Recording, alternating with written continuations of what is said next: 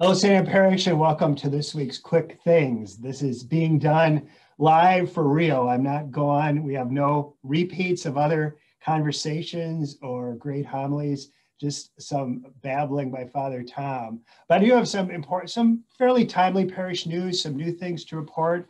I want to share a little bit about my time away and some other encouragements.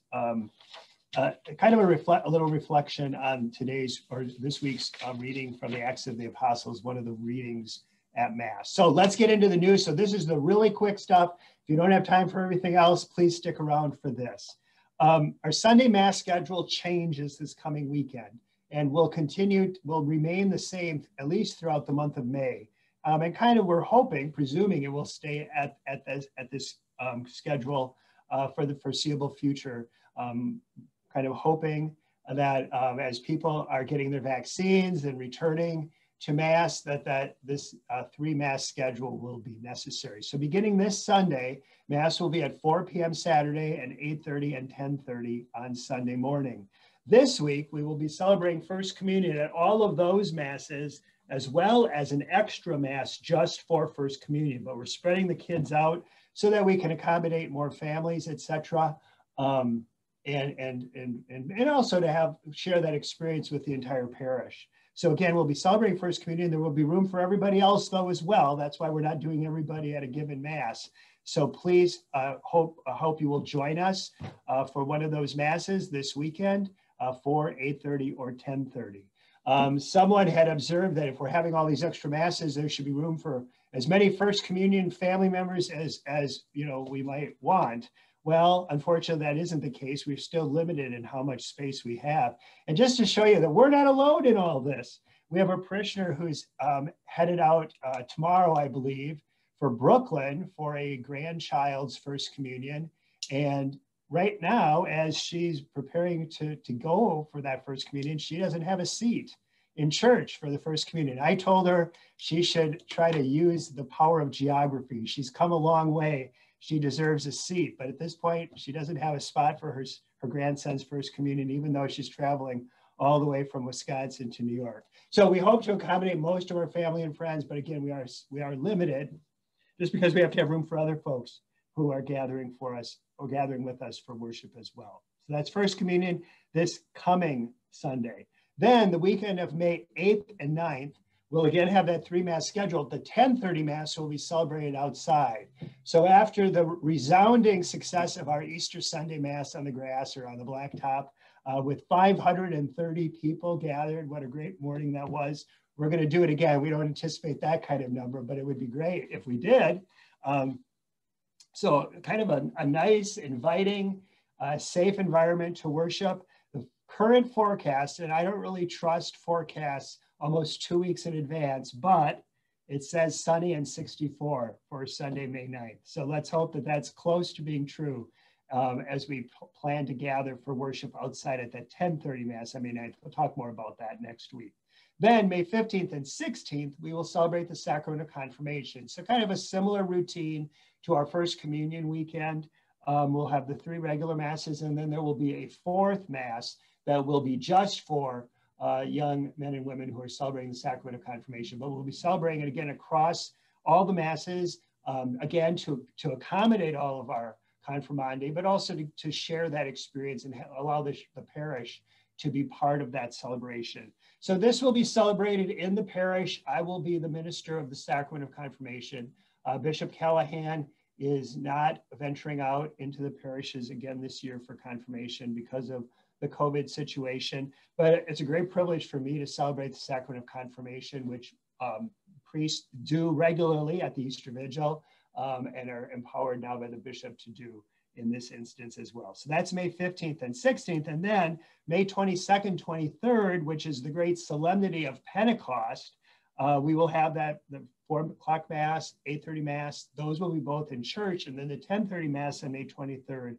Again, our intention is to celebrate that Mass outside, and we'll talk more about that as we go along. Now, throughout all of this, we will continue to provide a live stream of our 4 o'clock Mass, which can be watched at any time. And our intention, we've installed equipment, our intention is to continue live streaming Mass well, forever. I mean, we won't say forever, but at least as far as we can anticipate. That's our hope, our intention. Now, I have a friend in Chicago. He discontinued live streaming their Mass because he said people were staying home and watching it online and weren't coming to church. Now, I don't know if his Mass attendance has increased because he dropped the live stream, but we are not intending to do that. We're not going to do that. But certainly I've emphasized again and again that watching it online is a last resort. So if you are able, we certainly hope that you would come and worship with us in person. But again, if that's not a possibility and you're not ready to do that, you don't feel safe to do that, the live stream, or you're not able just because of whatever reality, that's why the live stream will continue to be offered. And again, in all of this, we continue to honor the current precautions that have not been lifted by the Public Health Department or by Bishop Callahan or others. So we continue to wear masks when we come to Mass, we continue distancing and other procedures. So I know there's some frustration with continued registration as well. I know of a parish that has added a Mass, and they were going every third pew, and now they've gone to every second pew, as we have always been. And so they have discontinued registration because they now have so much more room than they had before. We'll see how that works, but again, we're not opening up a lot of more room. So I don't know at this point that we can modify our registration procedures. I know there's a lot of frustration and impatience in all of this. I mean, certainly, I don't feel some of that myself. We want to move on, but we also want to be cautious, and we want to be careful of one another. So while I may not want to wear a mask when I come to Mass, there are other people who are willing to come only because we're honoring those precautions. So again, we want to be conscious of one another as we move forward. So please be attentive and faithful to that. We are doing very well in Marathon County in terms of vaccinations. If you have not been vaccinated, please take advantage of those opportunities to be vaccinated. I know some Catholic parishes are becoming vaccination sites. And I guess if we were asked to do that, or if there was a need for more vaccination sites, that would certainly be something we'd be open to here. But there are lots of places to get vaccinated. And so please pursue that opportunity. Pope Francis has encouraged that. I don't know what greater authority we can identify in terms of encouraging us to go along with this and to again, we're not doing it necessarily for ourselves sometimes, we're doing it for other people, so that it kind of makes, it creates this situation where the spread of the virus becomes more and more impossible for that to happen. So please be vaccinated if you have not been vaccinated. In terms of wearing masks, so I was gone for the 10 days. I was gone for about 10 days. I was here this last Sunday and gotten back on Friday night. And folks have asked where I was. I was in Hawaii. I say that a bit sheepishly because, you know, it's a great privilege to be able to go on vacation and to go somewhere such as that. I also say it with a bit of trepidation because of COVID and the precautions and things. Flying, when you're in the airplane is packed, everyone's wearing masks. So I was wearing a mask for like 36 hours straight on my return home, because you have to wear it in the airport, you have to wear it on the airplane, and that's about how long it takes to get from Honolulu to central Wisconsin with delays, or not delays, but you know, where you're waiting from flight to flight. So I know about wearing a mask for a very long time. It's not fun, but it's what we're doing. But in Hawaii, let me tell you, masks are everywhere and all the time, even outside. So people are wearing masks when they're running through the, you know, they're out running for miles and miles, they're wearing masks. The only time they don't wear a mask is when they're surfboarding. Now that may change. There are some precautions, some changes in guidelines regarding masks outside, but that's what the experience was in Hawaii. So certainly at Mass, everyone was wearing a mask. We registered, we were given our seats just like we do here. So just kind of get a sense of what's going on elsewhere. Just also a note, as we expand our Mass schedule, It's not just a matter of whether I can celebrate another Mass. I can do that, but I can't do that alone. We need other ministers always to help us in celebrating Mass. So as we establish a third Sunday Mass, we will need more welcome ministers. We will need more readers. We will need servers. We will need cantors. So if you can assist us in those ministries, please let us know. If you can return to those ministries, that's great. But if you want to initiate participation in those ministries, send me an email and we will pursue that. If you want to know more about them. So what does a cantor do? What do I need to do to be a cantor?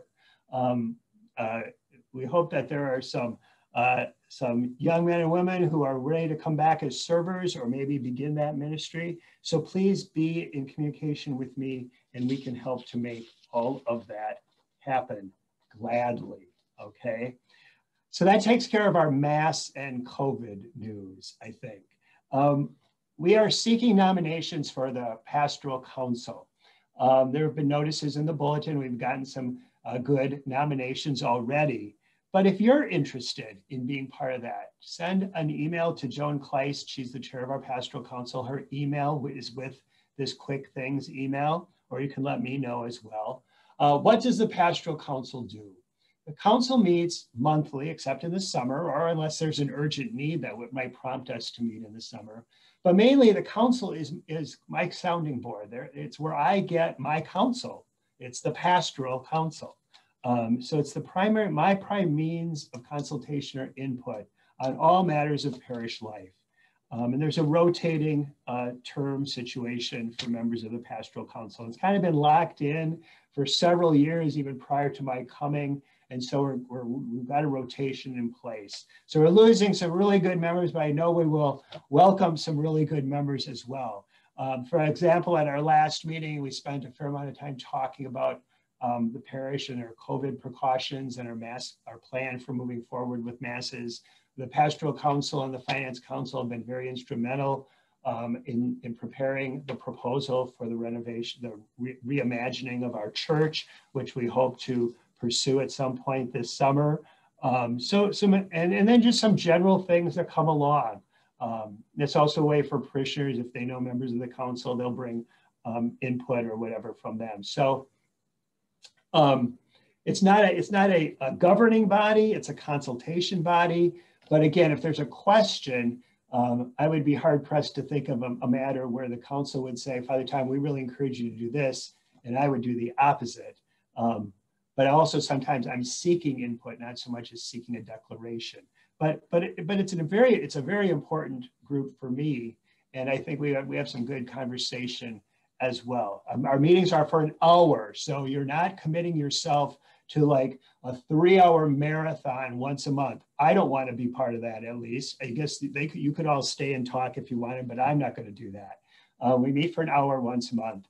We've been meeting on Zoom. And we probably will throughout the spring yet. We only have one meeting left, I guess, in May, but I hope that we would be able to meet in person in the fall. So Pastoral Council, the deadline for nominations is May 16th. If you have questions, give me a call or email me, or as I say, if you'd like to put your name in, send an email to Joan and her email address is with us. Or if there's someone you think would be really good on the council, send them her name as well, and she'll check with them. But I'd really encourage, if you're interested in kind of where does the future of St. Anne's go, and you care about the parish, put your name in as well. So while I was away, I missed the final 2 gatherings of Forming Young Disciples and being with the 4th grade class that I have spent Wednesday nights with for the past 9 months. So I was very disappointed to have to miss those gatherings. It was a great group, and I know they had some nice concluding gatherings for Forming Young Disciples. We often talk about this need when we get into the late summer and fall, but I think now is when I would really encourage folks to consider whether you might join our team of catechists helping to form young disciples. There is no real qualification for this other than that we are disciples as well, and we're sharing this journey, and that we have some experience and some knowledge as disciples that we might share with young disciples to help them find their way in realizing the gospel and recognizing the place of Jesus in their life.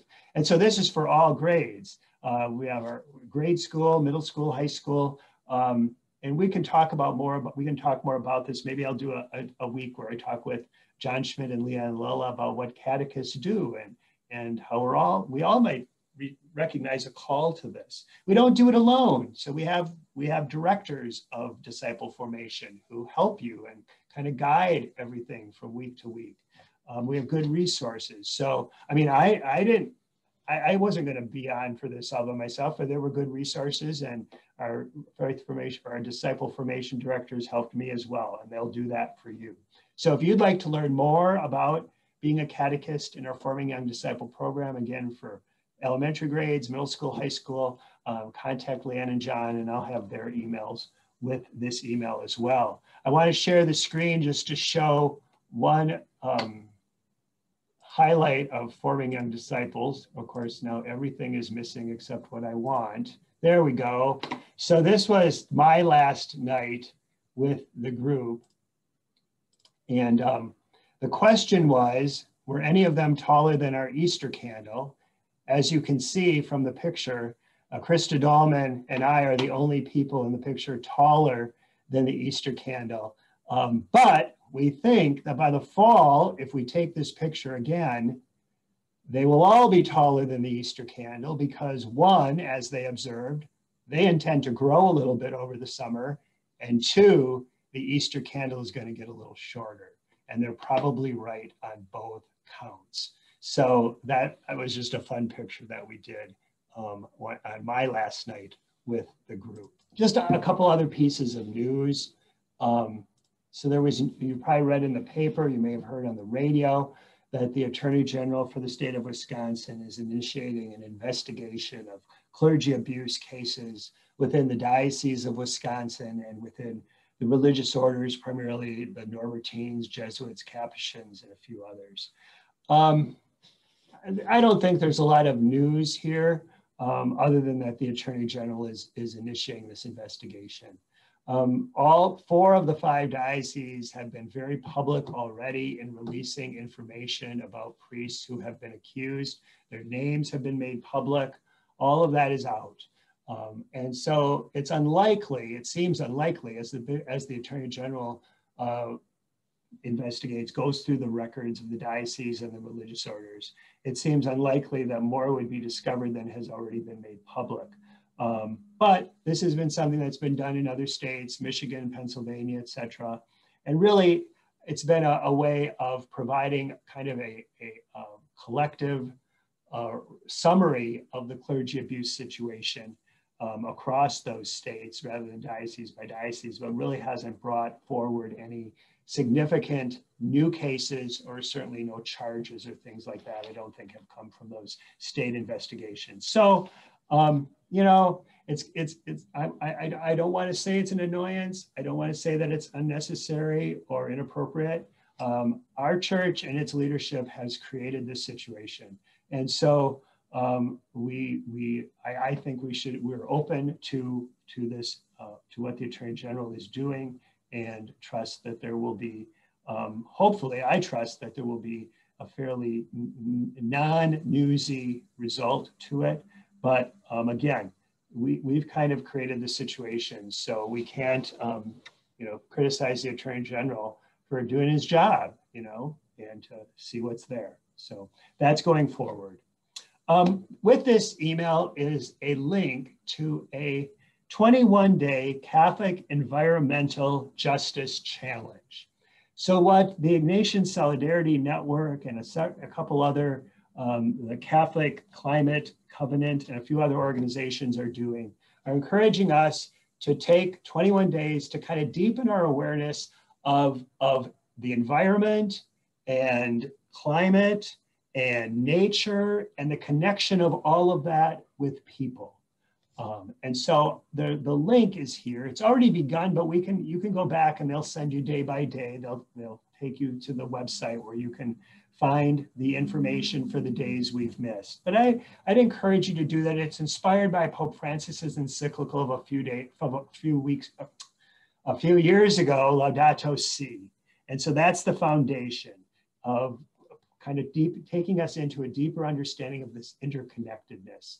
So if you're looking for something to kind of challenge you a little bit as we go through these final weeks of Easter time, I'd really encourage you to take advantage of this 21-day Catholic Environmental Justice Challenge. It's as significant as the name makes it sound. And again, the link is with this email.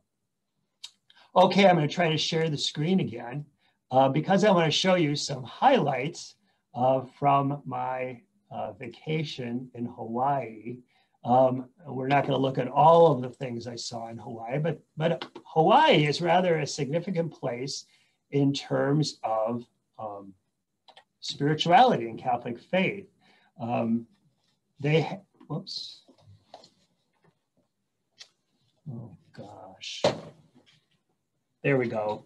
They have two saints from Hawaii who were beatified in the last, or canonized in the last few years. This is Saint Damien. He's identified here as Father Damien. He was ordained in the 2000s. What is significant about this statue is that it's in front of a state office building. Again, he is a figure of the state. He's well known and regarded. At one time, Blessed Junipero Serra's statue was one of the two statues for the state of California in the rotunda of the Capitol. So, and I think Father Marquette, his statue was in the rotunda at one time too. So there are occasions when significant religious figures are identified by the secular culture as well as Father Damien is here. So if you don't know his story in the 1800s, he was a priest who came from Belgium and went to a community of people afflicted with leprosy who were basically exiled to this peninsula on the island of Molokai in Hawaii. Now, I didn't go to Molokai, but this is in Oahu in Honolulu where Father Damien's statue is displayed. But he went there and then eventually contracted leprosy and died several years after being afflicted.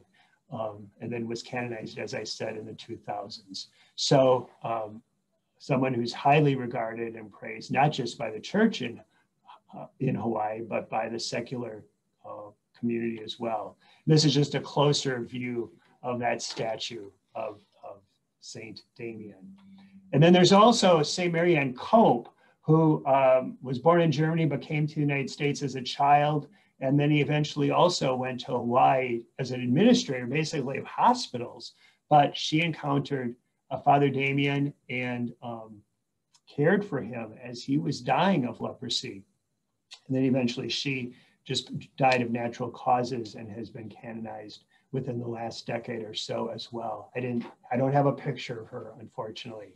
This is probably my favorite religious image that I saw. It's a sculpture of St. Andrew in front of, unfortunately, the Episcopal Cathedral, not the Catholic Cathedral, the Roman Catholic Cathedral, but the Episcopal Cathedral, the Cathedral of St. Andrew, an appropriate saint for a community on the waterfront.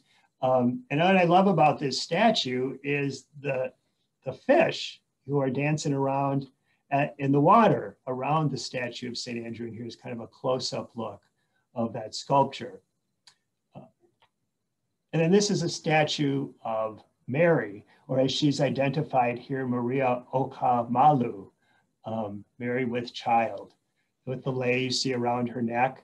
This is at the Cathedral of Our Lady of Peace, which is the Catholic Cathedral in Honolulu. And there's a close-up look of that, with Jesus kind of holding the world in his hand as we call upon Our Lady of Peace. This is the USS Arizona Memorial at Pearl Harbor in near Honolulu. The ship, USS Arizona, which sunk as part of that bombing of Pearl Harbor on December 7th, 1941, is underneath this monument, and it goes across kind of the main part of that ship. And so the names of those who died in the attack on Pearl Harbor are at one end, and we enter at the other end. The flag was at half staff that day because of the death of former Vice President Walter Mondale. The only day it rained or was cloudy was the day my friend Chris and I, who's a priest in Grand Rapids, was the day we went to Pearl Harbor. And maybe that was kind of fitting. It provided a very somber atmosphere for our visit. And then finally, I want to show this picture. Speaking of Vice President Mondale, one of the fun, being a reporter had lots of fun things. And one of them was covering national figures and events that occurred in central Wisconsin. And this is from Labor Day in 1984, when Vice President Mondale and Representative Geraldine Ferraro, who were the Democratic candidates for president and vice president that year, came to begin basically, in the old days, we said the campaign began on Labor Day. And so they came to begin the campaign at the Lincoln County Fairgrounds for a Labor Day celebration on Labor Day in 1984. And so this is a story that I wrote and a photo that went with it in the next day's Marshfield News Herald. So it's just a fun thing I wanted. It was a great memory when I got the news that Mondale had died and remembering this day. The photographer who took the pictures weighed in as well on Facebook, remembering that day. He remembers the kind of camera he used to take this picture. So the things that we remember as we, kind of looking back on these occasions. But it was kind of a fun thing I came across in a scrapbook and wanted to share. So I think that takes care of the photos. I thought I had there was a photo at the beginning of this with the thumbnail that introduced the quick things that showed one of the oceanfront views, the vistas that were part of our experience as well. So we're getting long here. I want to share a passage from Scripture during these weekdays of Easter time. We read so many great stories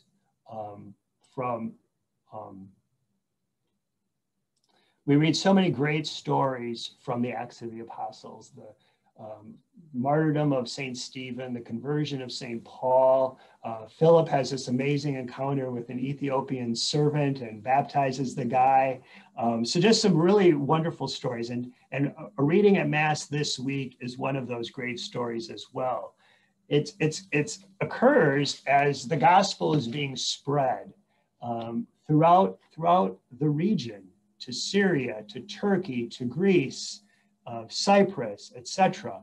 And it's being taken, as Jesus said, to all nations. So it's no longer, the gospel is spreading among Jews, but it's also spreading to Gentiles. All people are coming to believe in the good news of Jesus. And I'll read the passage to conclude this, but I wanted to share a reflection from Bishop Richard Skilba, an auxiliary bishop now retired for the Archdiocese of Milwaukee. And he's written a book, Easter Fire, just kind of reflections on the different readings that we hear at Mass on the weekdays of Easter time. And his point here is that everything was new, everything was changing, and how resilient the people had to be to accommodate the change, to pursue the change, and kind of the idea that they were living in a world, what they believed was new, and how they were challenged to live it was new. So I just want to share this reflection, and then I will conclude with the passage. So he says, each day God casts life and then breaks the mold. He casts it and then breaks it for these early Christians. But as he says, we all have expectations of what life should be. And when it turns out different, we can grow angry and confused. We have expectations for our nation, but then immigration changes the dynamics, the economy tanks, the wrong candidate wins, political winds change. We have expectations for the church, but popes come and go and change the ways of being church. They don't do it the way we want them to. Liturgical prayers change, and questions of what we should be about as church arise. We have expectations of family, but children do not always meet those expectations, nor do spouses. The journey of transition made by the Hebrew community in adapting to Gentiles is no different to the journeys we make today. Changes, though sometimes painful, can be wonderful new beginnings. As we sing in a common song we're singing this Easter season, this is the day of new beginnings. Our God is making all things new. And here is a story from the Acts of the Apostles that speaks very clearly to our God making all things new. So this is from the Acts of the Apostles. Those who had been scattered by the persecution that arose because of Stephen went as far as Phoenicia, Cyprus, and Antioch, preaching the word to no one but Jews. There were some Cyprians and Cyrenians among them, however, who came to Antioch and began to speak to the Greeks as well, proclaiming the Lord Jesus. The hand of the Lord was with them, and a great number who believed turned to the Lord. The news about them reached the ears of the church in Jerusalem, and they sent Barnabas to go to Antioch to see what was going on. When Barnabas arrived and saw the grace of God, he rejoiced and encouraged them all to remain faithful to the Lord in firmness of heart, for he was a good man. He was filled with the Holy Spirit and faith, and a large number of people were added to the Lord. Then he went to Tarsus to look for Saul, who would become Paul. And when he had found Saul, he brought him to Antioch to help him. For a whole year, Barnabas and Saul met with the church and taught a large number of people. And it was in Antioch that the disciples were called Christians for the first time. Christ is risen. He is risen indeed.